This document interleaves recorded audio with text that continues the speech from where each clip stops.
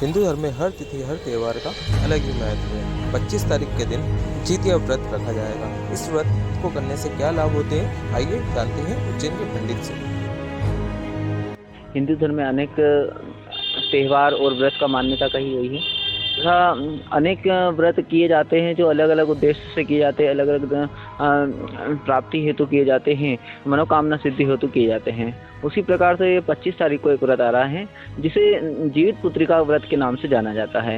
यह व्रत अश्विन मास की कृष्ण पक्ष की अष्टमी को प्रदोष काल में मनाया जाता है।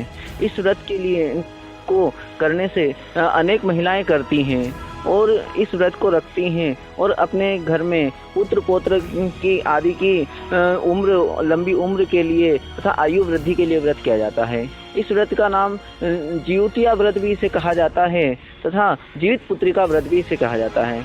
इस व्रत को महिलाएं जो करती हैं, इस व्रत को करने से पूर्व घर की सफाई आदि किया जाता है। कहीं जगह यह व्रत 3 दिन चलता है तो कहीं जगह 1 दिवसीय व्रत रखा जाता है। घर की सफाई कर करके अच्छे वस्त्र पहन कर करके भगवान का पूजन किया जाता है तथा इस व्रत को रखा जाता है।